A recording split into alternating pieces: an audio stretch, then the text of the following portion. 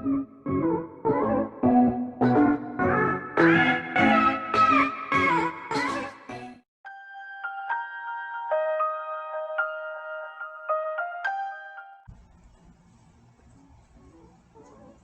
back again, everyone. Last time we have discussed the analysis of a structure containing two or more members. This time, we will focus more on the analysis of a two-dimensional structure which is commonly used in roofing system, and that is a truss. So first, let us define what is a truss. So a truss is an assemblage of straight members connected at their ends by flexible connections such that they will form a rigid structure or a rigid configuration. So the members are connected such that they form patterns of triangles. So we have here a picture of a truss. So as you can see, this is a connection of straight members connected by flexible joints to form a rigid structure. So in here, a truss is used for a roof framing, and also for this figure, this truss is used for the framing of a curved roof. However, the members are still straight, but they are formed such that it is curved, and they form a curved roofing system. So in analyzing trusses, we have some assumptions. So the first one, the weights of the members are negligible. Second one, all joints or connections are pin or frictionless. This is the definition of a truss, that the connections of trusses are flexible. And the third one, the loads and support reactions are applied only at the joints. Now in this case, with all these assumptions, we can say that the forces acting on the truss are all axial loads. There will be no moment acting on a member of the truss because of the definition that the connections are all flexible joints or all in pin connections. And the weights of the members are also neglected such that it will not cause any moment at the member. So there are two types of internal forces acting on a truss. The first one is tension. So a tensile force acting on a member of a truss causes the member to elongate, or the tension causes elongation to the member. And the other one is a compressive force. So the compressive force compresses the member, or it shortens the member. So we have the tension force and the compressive force. So take a look at the difference. The tension stretches the member and the compression compresses the member. So we have tension and compression. So there are two ways of analyzing trusses or analyzing determinate trusses. There are two famous methods. So the first one is the method of joints, and the other one is the method of section. This video is intended only for analyzing determinate trusses using method of joints. But we have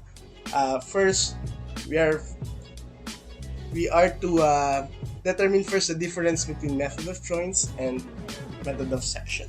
So in method of joints, we perform equilibrium analysis on joints of trusses, meaning we analyze the truss in terms of its joints. So we perform equilibrium analysis on every joint of the truss, not necessarily all of the joints of the truss, but the selected joints of the truss, in order for us to solve for the internal forces. So in analyzing joints, we use the principle of concurrent force system in 2D plane. So meaning to say, we only use two equations, summation of forces along x and the summation of forces along y. Okay? Whereas in method of section, this method uses the cutting of truss into sections and performing equilibrium analysis in segments. So the difference of this method is that after you cut the truss, you will perform analysis using summation of forces along x, summation of forces along y, and summation of moment. And this method is much more complicated than method of joins. However, it has advantages that we will be discussing on the next video. And since it involves it involves sectioning, we will use the principle of coplanar force system. So the non-concurrent coplanar force system, or non-concurrent forces in 2D. So this one, the method of joint is concurrent forces 2D, while method of section is non-concurrent 3D. So method of joint, since this is concurrent 2D, we use summation of forces along x and y. That's all. For method of section, since that is a non-concurrent 2D, we will use summation of forces along x, summation of forces along y, and summation of moment. Okay, so we have the two methods. But this video is specifically intended to discuss method of choice. So let us proceed now with the procedure of performing method of choice. So the first thing we do is to draw the free body diagram of the object. So if we have here a truss, as you can see, we have a truss here at support A and E. So at support A, we have a hinge support. So at point E, we have a roller support. Now, the first thing we do is to draw the free body diagram, which means we have to remove support conditions and replace it with corresponding support reactions. So at joint A, we remove the hinge support and then replace it with two support reactions, AX and AY.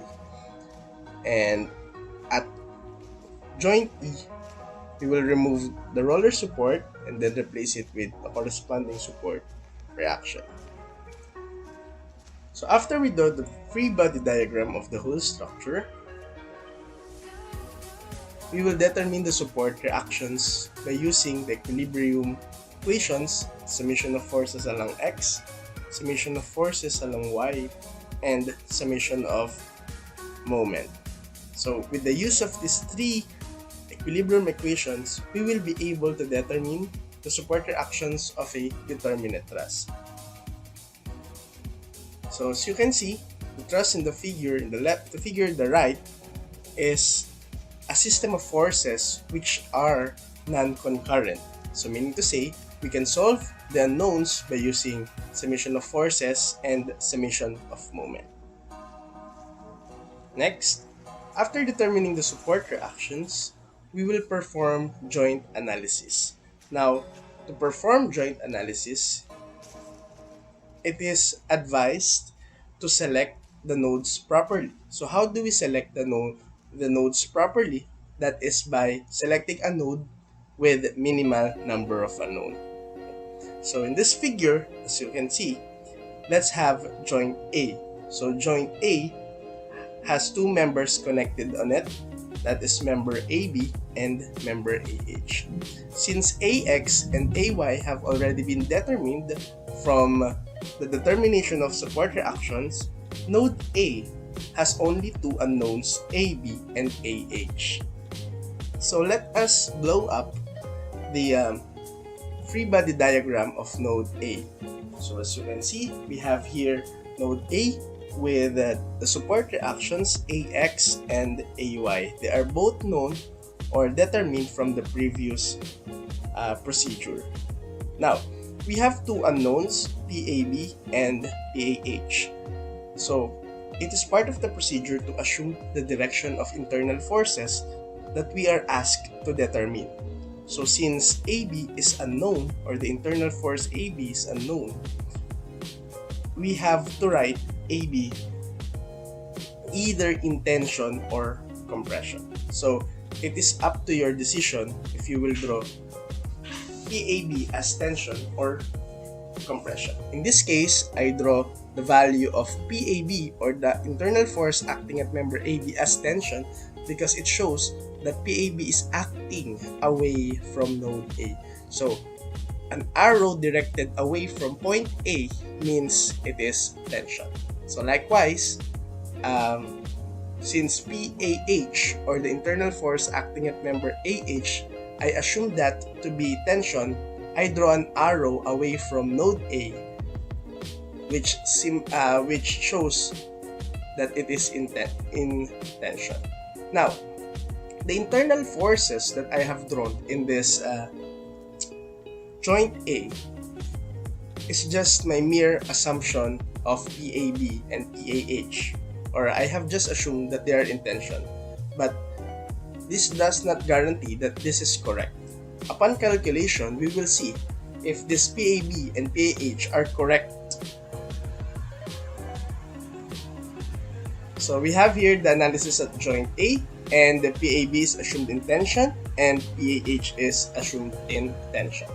Now, once the internal force of a member is already determined, so once we have determined the value of the internal force of member AB and member AH, we can now proceed with the analysis at joint B. For example, since it is practical to select joint B in this case because there will be two unknowns.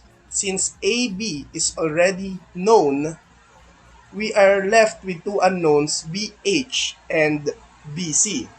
So it is convenient to select joint B because we have two unknowns and we are allowed to have two equations for a concurrent force system. Take note that this is method of joint and we are only using two equations, summation of forces along X and summation of forces along Y. That's why it is convenient to select a node that has two unknowns, and it is reasonable to select joint B as our next node to determine the force in BH and BC. Now, once I go to joint BC, let us take a look at the free body diagram at joint B. Since at joint B, we have the 400 Newton externally applied load, 40,000 Newton externally applied load, and the value of PAB that is in tension, assuming that once we have determined the value of PAB and that is correct to be tension, so once you transfer the value of PAB when analyzing joint B, the value of PAB should be strictly in tension. Provided that you have proven that PAB is in tension, you should use that PAB is in tension for joint B. But PBH and PBC will be arbitrary until you have proven by calculation that they are correct. Okay? So, you can determine the two unknowns PBH and PBC by using summation of forces along X and summation of forces along Y. So it's the same procedure. You analyze joint A, you determine PAB and PAH.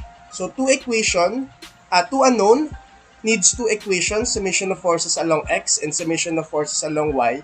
You can solve for PAB and then PAH. Similarly, if you proceed with joint B, there will be two unknowns, PBH and PBC, assuming that PAB is already determined from the analysis of joint A, and we can perform two equations at joint B, summation of forces along X and summation of forces along Y, and that will allow us to solve for PBH and PBC. So this sequence will go on until we can determine all the internal forces acting on the truss. So you will jump from node to node. Just make sure that the number of unknowns in your node should be only two. Now, if you can solve three unknowns by some other cases, that would be fine. But I am recommending that you select members that has only two unknowns for the ease of analysis. So there are some members, or what we call a zero force member, shown in the free body diagram. Okay, as you can see in this figure, at joint G, there are three members connected at point G, and there is a vertical member GC. Now, because no external load are applied at G, and the joint equilibrium equation, summation of forces along X, should be 0. Therefore, this PGX should equate with this PGF. But PGC, since there is no externally applied load at point G, this will be a zero force member. Now, is this member still important? Yes. It's because if there is sudden loading at point G, or there is a load applied at point G and there's no member GC, there will be a failure in this region of the truss. So let us try to have an example of this truss. So using method of joints, we are asked to determine the force in each member of the truss shown in the figure. Now, we are asked to indicate whether members are in tension or in compression. Okay, so the first thing we do is to draw the free body diagram of the truss. So we remove all the support conditions and replace it with corresponding support reactions. But this time, the support reactions are still assumed, not until we have proven using the three equations of equilibrium. So I have assumed that the value of NA is directed upward, the value of CX is directed to the left, and the value of CY is upward. So to determine support reactions, that is also the same by analyzing non-concurrent coplanar force system. So that means the three equations of equilibrium are applicable: summation of forces along X, summation of forces along Y, and summation of forces along Z. So let's start by having summation of moment at point C. This is very convenient because if we perform summation of moment at point C, that would eliminate the value of Cx and Cy because they pass at the moment center C. And we are left with only one unknown, that is Na. So let us try solving support reactions first by determining summation of moment about point C equals to 0. So what are the moments that cause, what are the forces that causes moment at point C? We have Na, that would be a negative because it is acting clockwise about point C. So Na times the lever arm, 6 meter, we have negative 6 Na. And the 60 kilonewton force having a lever arm of 3, that is treated as positive because it is acting counterclockwise point C. And negative 10 kilonewton force having a moment arm of 6 meter equal to 0. And from that, we can solve the value of Na, that is equal to 20 kilonewton. Now, having the value of Na will help us solve for the value of Cy. And the very efficient solution is by using summation of forces along Y. So summing up forces along Y, we are to consider all the forces acting along Y-axis. And those are Na, that is acting upward, so we have it as positive. Positive Cy, because we have assumed that Cy is upward, minus 60. And replacing the value of Na equals 20 kilonewton, we can get the value of Cy, that is 40 kilonewton. Now, since we determined a positive value from our calculation, it means that our assumption for the direction is correct. So, since Na is positive, our assumption that it is upward is correct. And since Cy is assumed to be upward, and then the value we got is for positive, that means that our assumption for the direction of Cy is correct. Now we are left to determine Cx.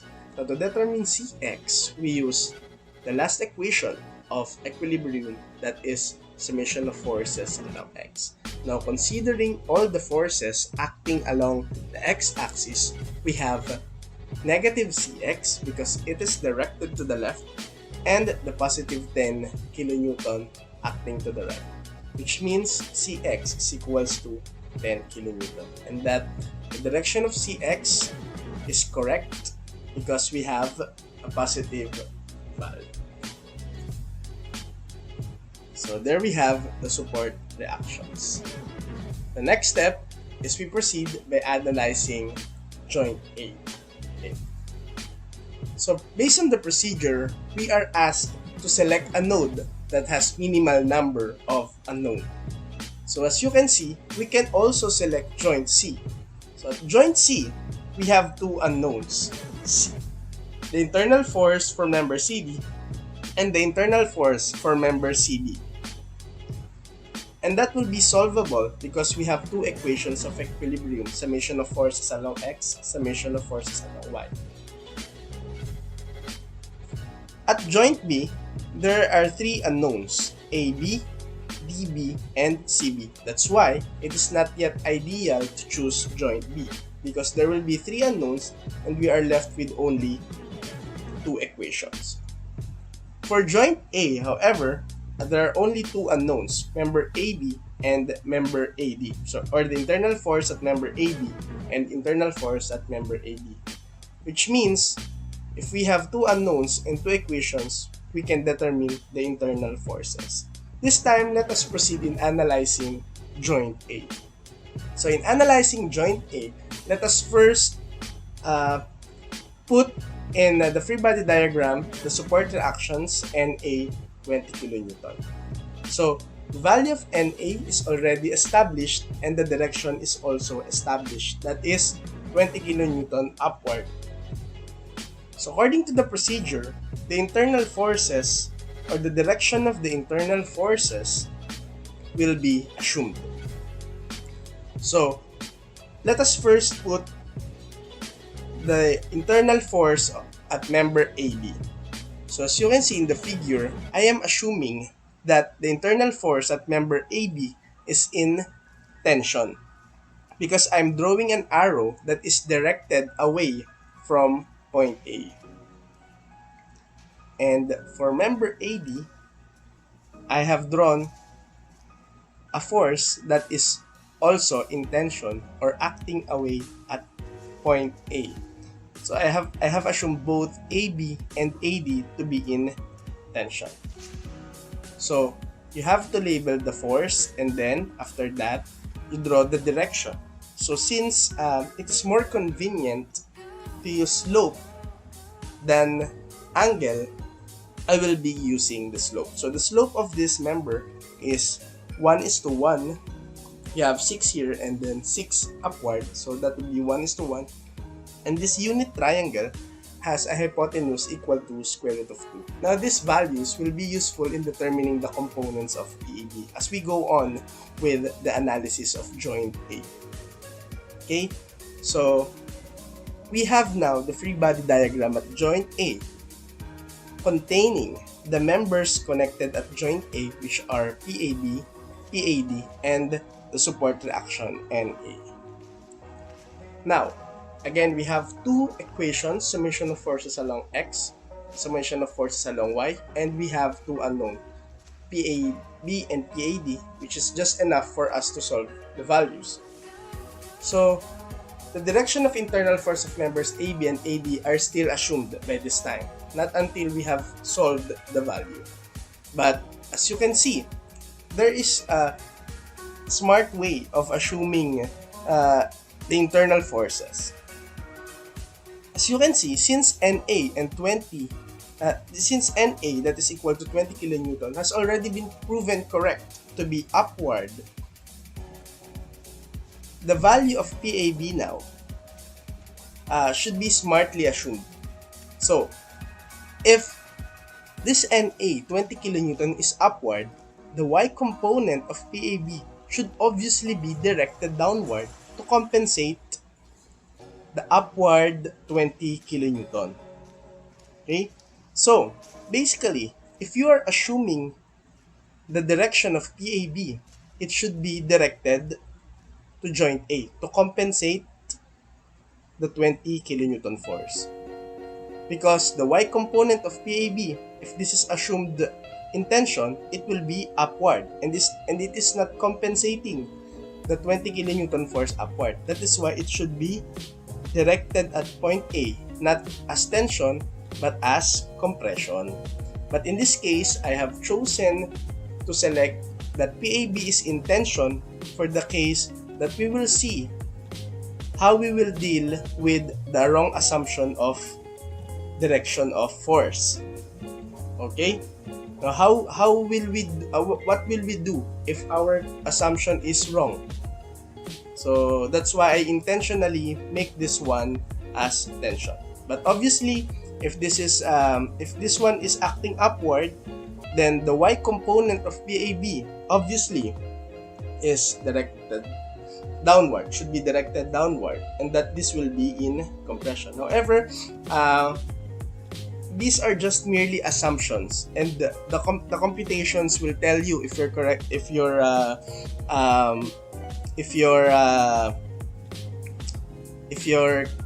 assumptions are correct.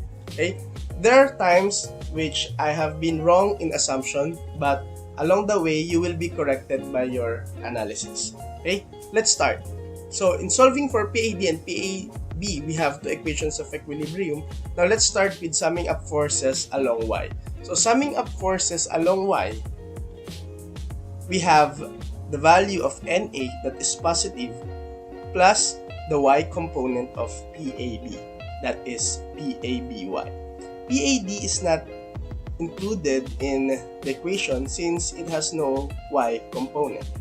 So we have NA equals 20 kilonewton, and PABY, since I have assumed that this is in tension, so the y component of PABY is positive because I have assumed that this is in tension.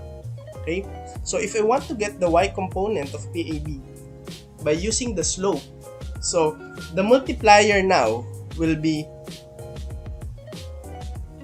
the value of the y component now of PAB will be the product of PAB multiplied by the ratio of the leg of this triangle over the hypotenuse. I'm selecting the leg of the triangle that is parallel to the y-axis because I'd like to get the y component. So I'm selecting the leg of the triangle that is parallel to the y-axis. So if I am solving for the y component, I'll use the leg that is parallel to the y. If I'm solving for the x component of PAB, I'll be using the leg that is parallel to the x-axis.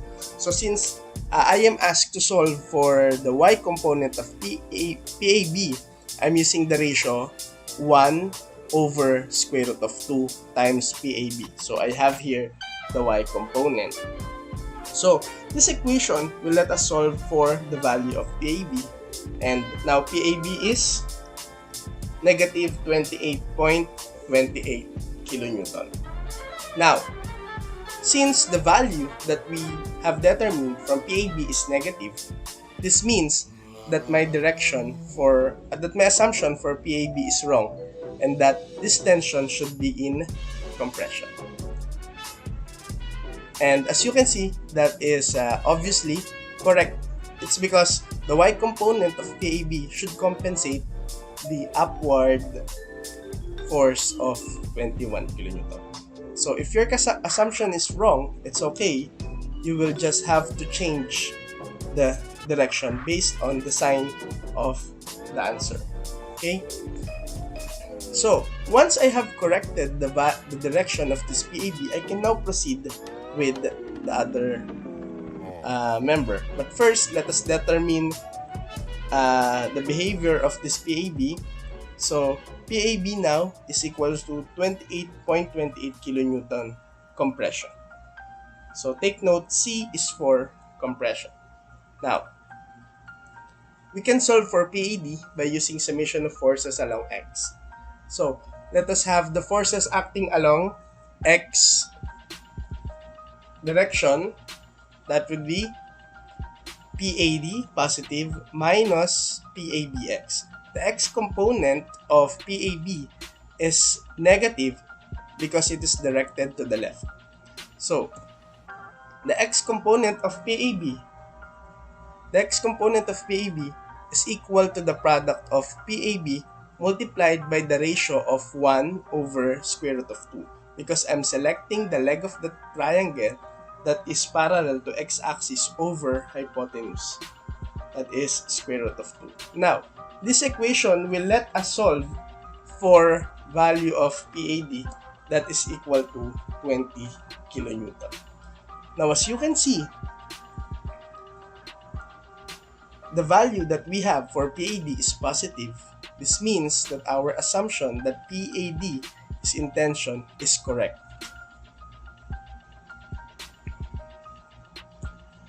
Now we have the values of AB and AD.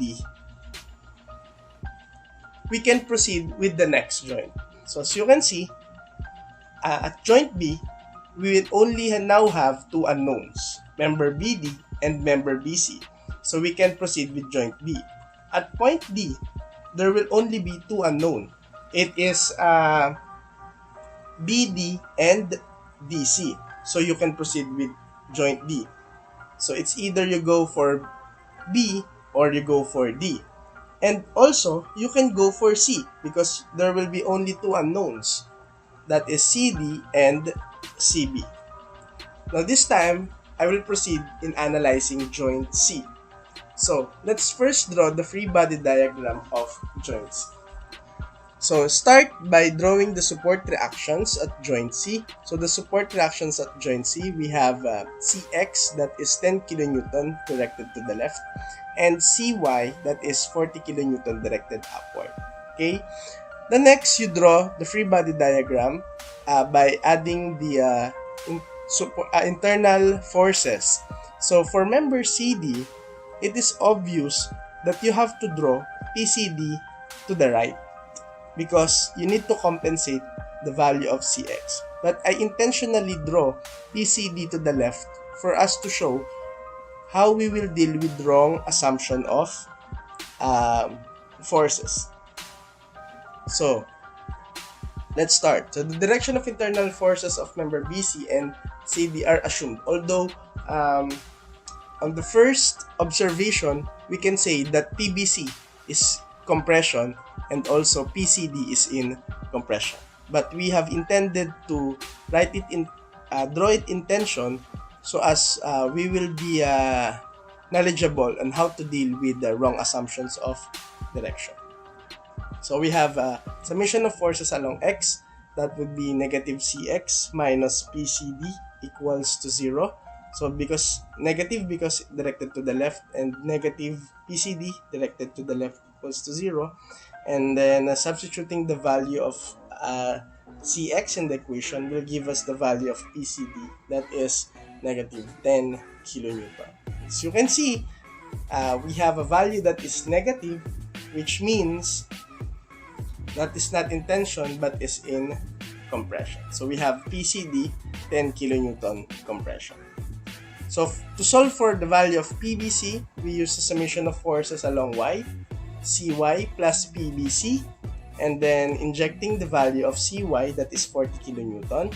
We can solve now for PBC, that is negative 40 kilonewton, which means that our assumption for PBC in tension is correct, is wrong, but the correct one, PBC 40 kilonewton in compression.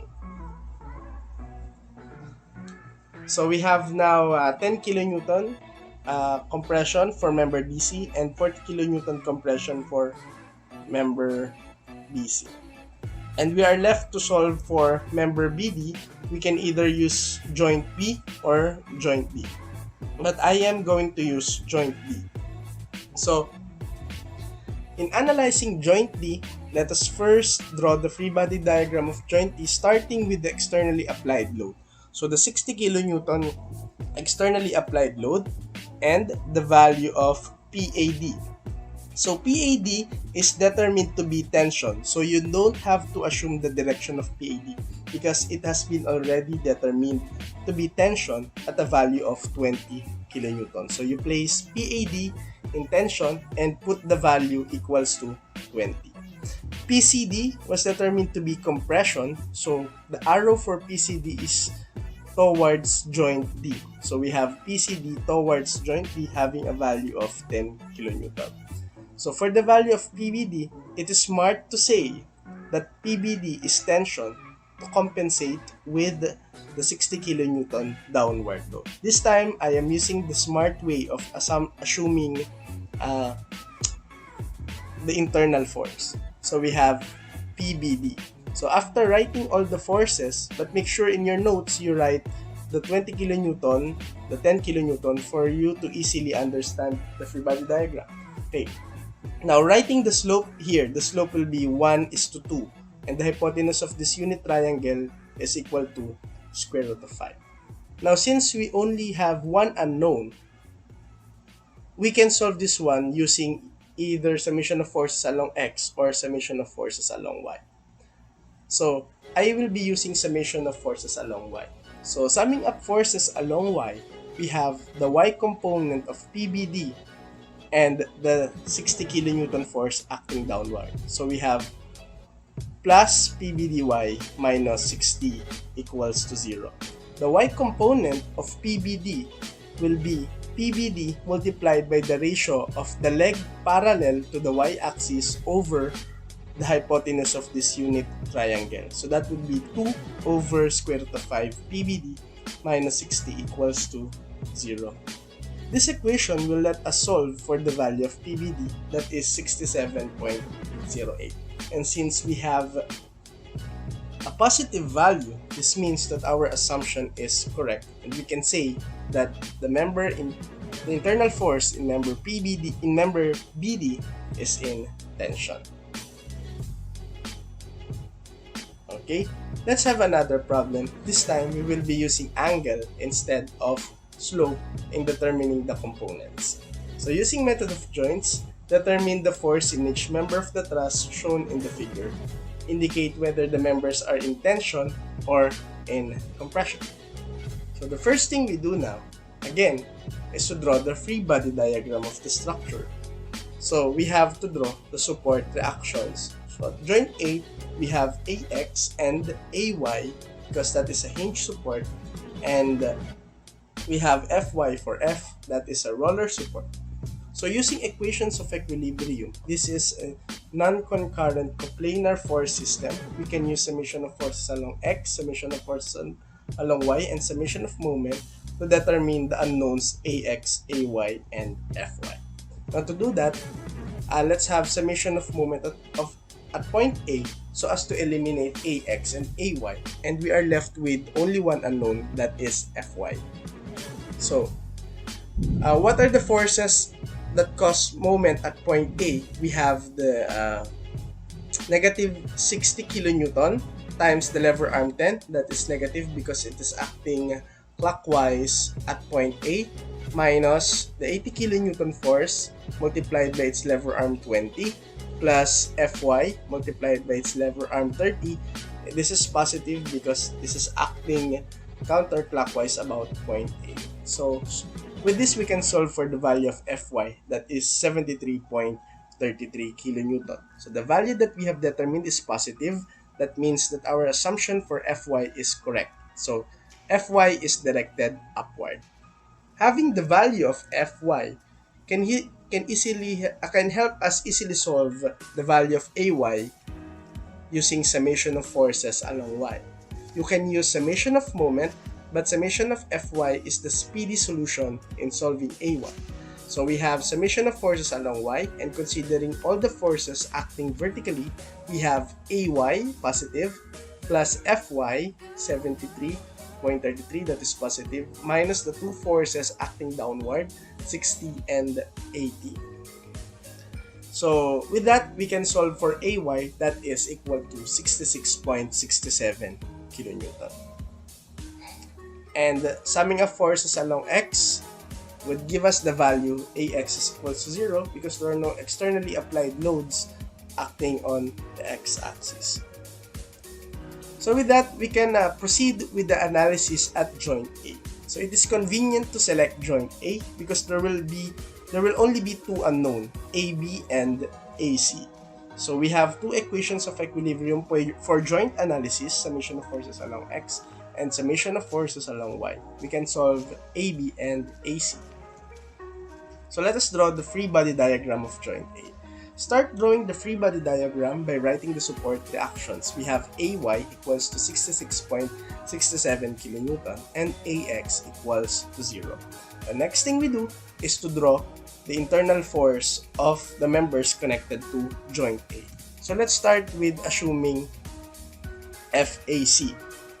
So the internal force at member AC, I have assumed this one to be in tension. Why?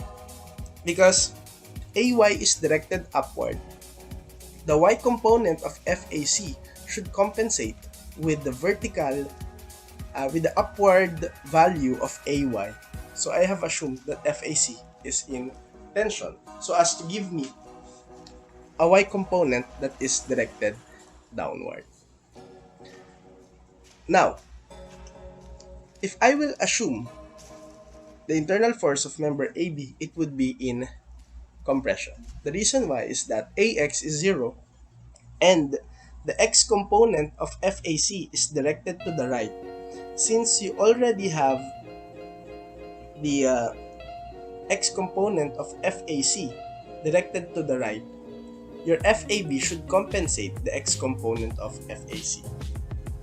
However, if you have a wrong assumption in the direction of FAB and FAC, the correct answer, the correct direction will be manifested in the calculations. So you can be wrong in assumption of the direction of the internal force. It's okay. It will appear during your calculation. But this is the smart way of selecting or assuming the internal forces of AB and AC. Okay? So to determine FAC and FAB, we use summation of forces along X and summation of forces along Y. So don't forget to write the angle. This will be helpful for us to determine the components in solving summation of forces along X and summation of forces along Y. So, we have FACX and FACY as the components of FAC. So, that's why FAB is directed to the left as part of my assumption, because FACX is directed to the right as also part of my assumption for FAC. Okay, so solving for FAC, we will be using summation of forces along Y. So, what are the forces acting along Y? We have the AY, that is 66.67, minus the Y component of FAC, that is FACY. So the Y component of FAC is equal to FAC sine 20 degrees, and that is by use of trigonometry. So solving for FAC, we have 194.92 kilonewton. Since we have a positive result, that means that our assumption that FAC is in tension is correct. So therefore, we have FAC equals to 194.92 kilonewton tension. Okay, now we can solve for FAB using summation of forces along X. So summing of forces along X, we have the value of AX minus FAB plus the X component of FAC. So AX is equals to 0 minus FAB, that is unknown, plus the X component of FAC, that is FA cosine 20 by trigonometry. And then if we have the value of FAC equals to 194.92, we can solve for FAB, that is 183.16.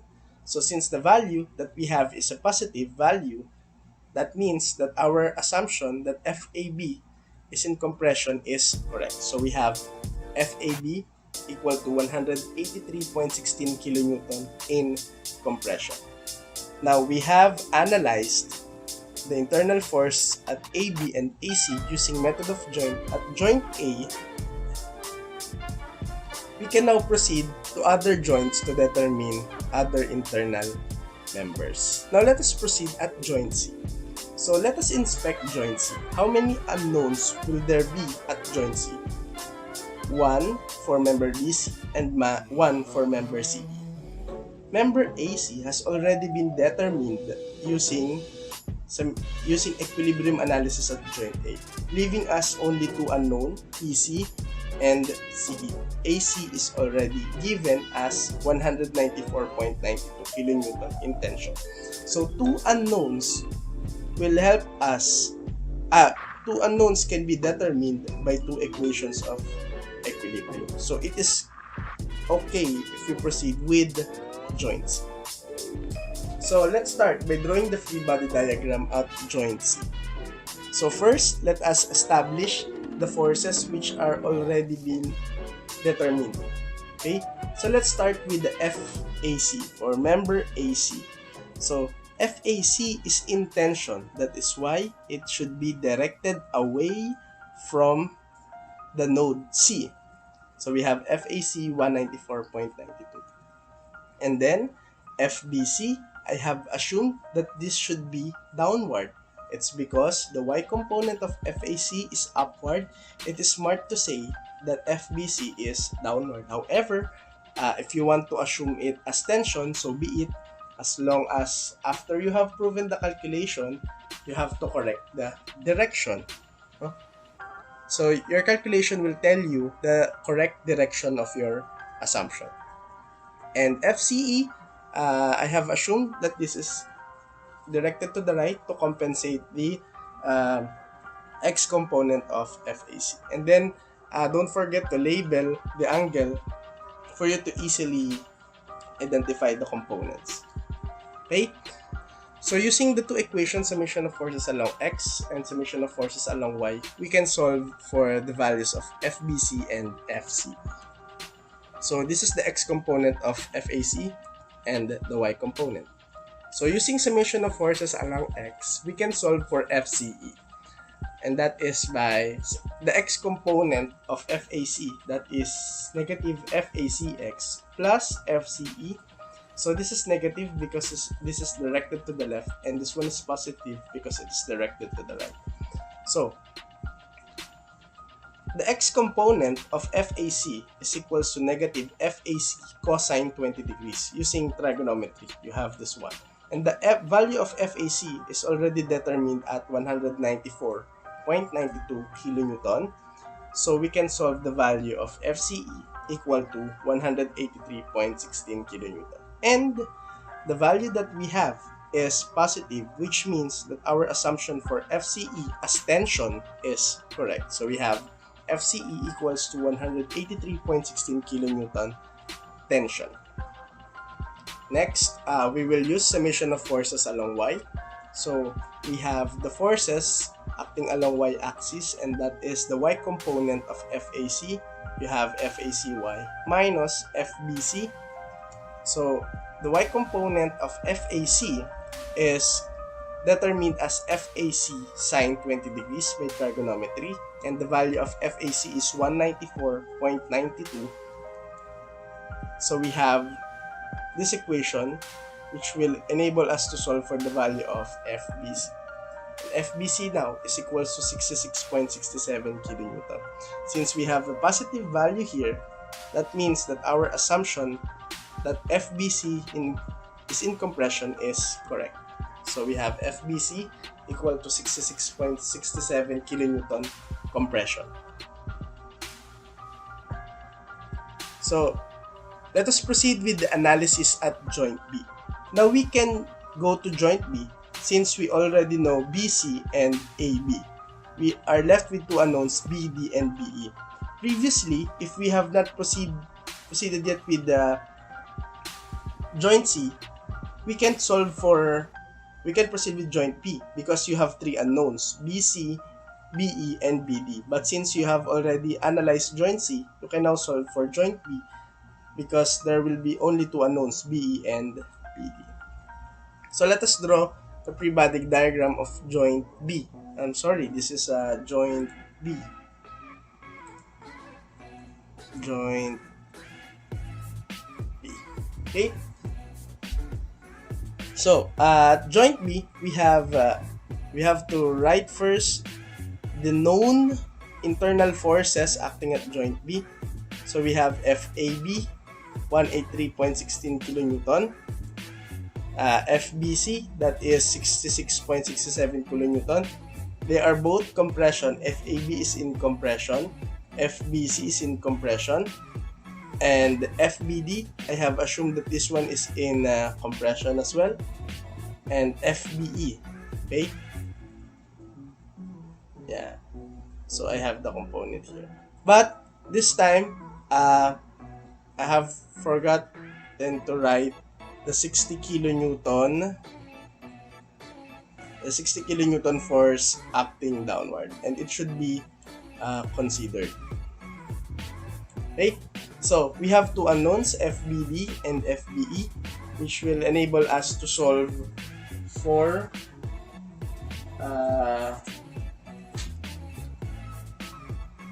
the values. So let's start solving FBD and FBE using equations of equilibrium. So summing up forces along Y, the forces acting along Y, we have FBC, that is 66.67, minus the Y component of FBE, that is FBY, minus the 60 kilonewton force.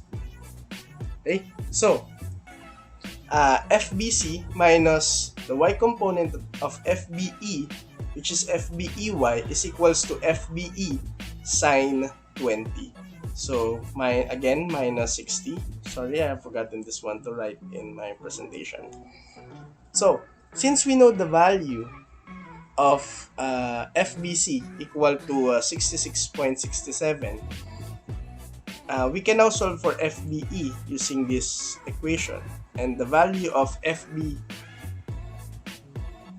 now will be equal to, but this one is wrong because I have forgot to write the 60.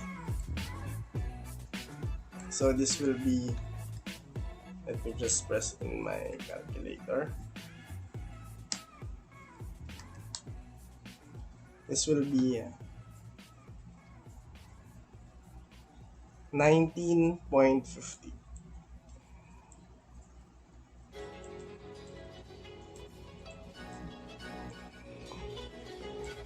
So there you go, the value of your FB. So let me just double check it in my calculator.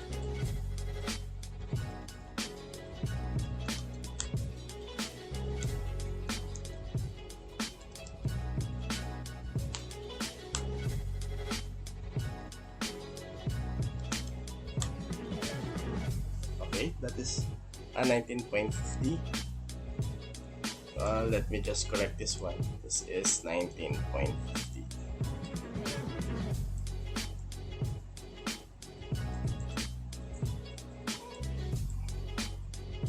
Okay, so let's have summation of forces along X. So the forces acting along X are FAB, FBEX, which is positive because it's both to the right, minus FBD. So we have assumed that FBD is acting to the left. So solving for that, FAB, that is 183.16 kilonewton, and FBEX is the X component of FBE. So we have FBE cosine 20 degrees by trigonometry, and this one is not 194 but is 19.50. So with this we can solve for the value of FBD. So let me solve for the value of FBD.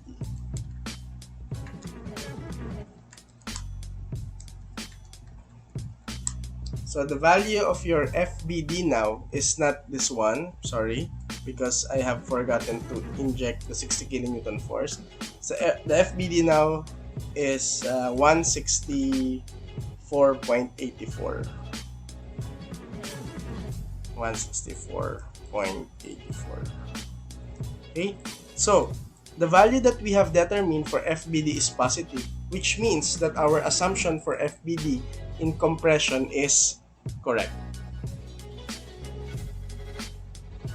Okay, so we have now, I'm sorry, the value of this one is wrong.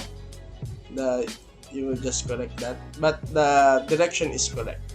So as you can see, the upper part of the trusses are mostly in compression and the bottom part of the trusses are in tension. So this is very common for a truss. That's why members in the bottom part of the trusses are designed for tension, and the members for uh,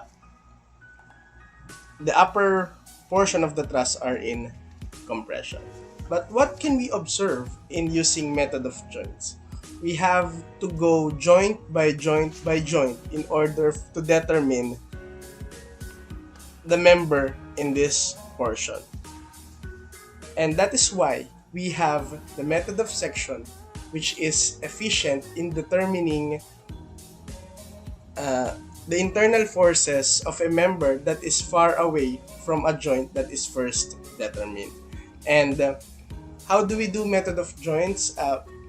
You may watch the next video wherein we will discuss more of analyzing two-dimensional determinate trusses using method of section. And I hope that I have taught you well in method of joints. Thank you very much for watching this video.